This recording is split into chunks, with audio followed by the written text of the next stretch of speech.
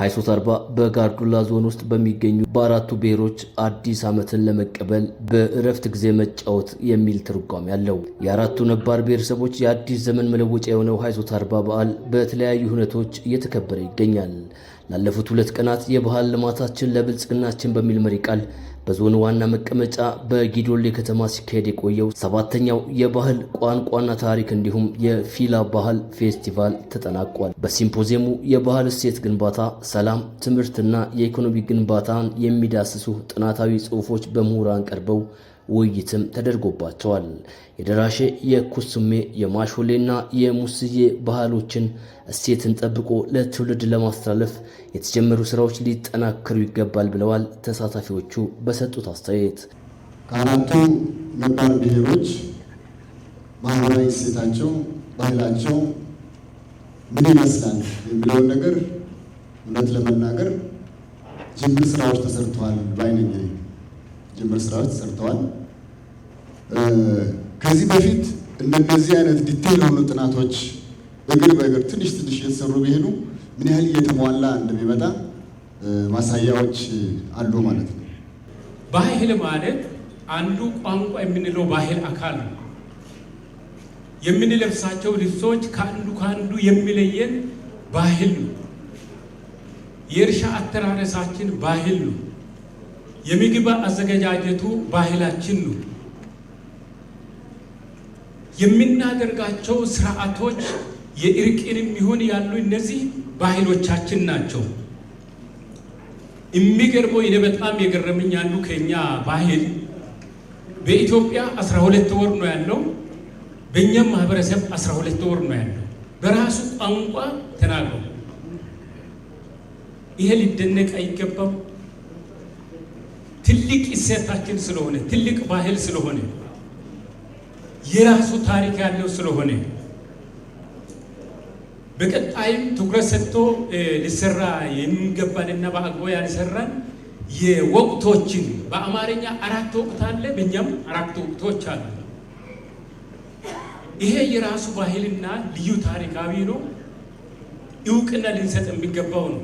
በጋራ የጋርዱላ ዞንን ሁለንተናዊ ልማት ለማፋጠን አንድነታችንን ማጠናከር ያስፈልጋል ያሉት የውይይቱ ተሳታፊዎች ከነጣጣይ ትርክት ይልቅ አንድነትን የሚያጸኑ ውብ እሴቶች ላይ ትኩረት ማድረግ እንደሚገባም ጠቁመዋል። የአራቱንም ነባር ብሔረሰቦች ባህሎችን አልምቶ ለቀጣይ ትውልድ ለማሸጋገር የተጀመሩ ስራዎች መጠናከር አለባቸውም ብለዋል። የተደበቁ ባህሎቻችንን በአራቱም ነባር ብሔረሰቦች ውስጥ የተደበቁ ባህሎች ይወጣሉ ባይ ነው። ባህላዊ ዳኝነት ስርዓት ላይ አስተያየት ለመስጠት ነው። በሀገር አቀፍ በሀገር ደረጃ ያው ባህላዊ ስርዓት ዳኝነት ብዙም እውቅና ባለመሰጠቱ ከዚህ ቀደም የህግ ማዕቀፍ አልነበረውም። አሁን ግን በሁሉም ክልሎች ለማለት ይቻላል የህግ ማዕቀፍ ተዘርግቶለት ሌሎች ክልሎች ወደ ተግባር የገቡበት ሌሎች ዞኖችም ወደ ተግባር የገቡበት ነውና በተለይ አማራጭ የሙግት መፍቻ አማራጭ እኛ አካባቢ አልተለመደም እና ከዚህ ቀደም የነበረው በአያቶቻችን ጊዜ የነበረው የሙግት መፍቻ ስርዓቱ ኦልሞስት ከትውልድ ከ2 እና ከ3 ትውልድ በፊት ቀርቷል ማለት ይቻላል። በዓላት ኩስም ላይ እዛው ተጠቃለው ደራሼ ላይ ማርቀው ማሾላ ላይ እንደዚሁ ሙሴ ላይ ማርቀው ፋይናሊ ግን የሁሉም በጋራ የሚከበርበት ሁኔታ ተፈጠረ ተባለ። በጣም አስደስተኛልና በጣም ቴንኪው ማለት ፈልጋለሁ። ጋፖችን የሚዘጋ ነው። የበዓሉ ድምቀት የሆነው በዓለም ብቸኛው ባለ 7 ኖታ የፊላ ጨዋታ በልዩ ሁኔታ የደመቀበት ስለመሆኑ የገለጹት የሲምፖዚየሙ ተሳታፊዎች ይህን ማራኪ ባህል አልምቶ በዓለም ቅርስነት እንዲመዘገብ ለማስቻል የተጀመሩ ስራዎች ሊጠናከሩ ይገባልም ብለዋል። በሲምፖዚየሙ ከተሳታፊዎች ለተነሱ ጥያቄዎች የጋርዱላ ዞን ዋና አስተዳዳሪ አቶ ግንኙነት ኪታሞ ማብራሪያ ሰጥተዋል። የህዝቡን ህብረ ብሔራዊ አንድነት ማስቀጠል ያስፈልጋልም ብለዋል። ሁላችሁም ቅድም እንዳነሳችሁት የመጀመሪያው ያገኘሁት የማህበረሰቡ የተጋመደ ማንነት ነው። አራቱ ብሔረሰብ ቅድም እንደተገለጸው ከአመጣጡ ጀምሮ የጎሳዊ አደረጃጀት ጀምሮ ወራዊ አቆጣጠርም ሌሎችም የሚያመሳስሉ የጋራ የሚያደርጉ የወንድማማችነታችንን፣ ኢትማማችነታችንን፣ አብሮነታችንን የሚገልጹ እሴቶች በሚገርም ሁኔታ ምሁራኖቻችን አቅርበዋል። ድራሸን ከማሾለ ጋር፣ ማሾለን ከኩሱመ ጋር፣ ኩሱመን ከሞሴ፣ ሞሴን ከድራሸ ጋር የሚያገናኙ ቤተሰባዊ የሚያደርጉ አንድ የሚያደርጉ ጉዳዮች በዛ ውስጥ አግኝተናል። ይሄ መስተጋብሮቻችን ናቸው ይበልጥ መጠናከር ያለባቸው። በዚህ ላይ መስራት አለብን። መጓተቱን መብቃት አለበት።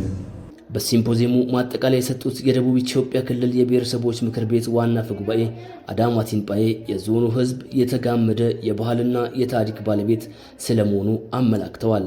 ይህን ማስጠበቅ ከሁሉም ይጠበቃልን ብለዋል። በባህሎቻችን መካከል ደግሞ ያሉ ትስስሮች ምንድን ናቸው? እንዴት ይገናኛሉ? የራሳችን ደግሞ የብሔረሰቡ ዩኒክ እንትናቸው ምንድን ነው? በደንብ ለማሳየት ሞክሯል አጥኞቹ።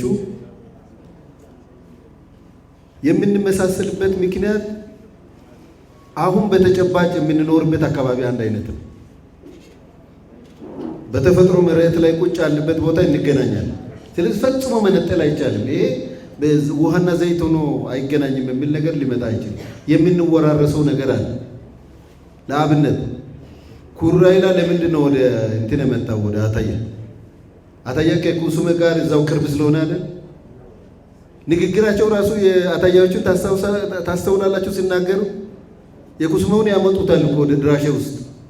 ድራሼ ደግሞ ከወንዝ ወዲህ ያለው ደግሞ ድራሽኛውን ኩሱመ ውስጥ ለመናገር ይፈልጋል። ስለዚህ የተሳሰርን ነን የምለውን ነገር በደንብ አንደርስታንድ እናድርግ። ወደ ልዩነቱ ፓርት ብቻ ከምናደላና ተፈጥሮ ምኑም አገናኝቶናል የምለውን ነገር በደንብ እንውሰድ።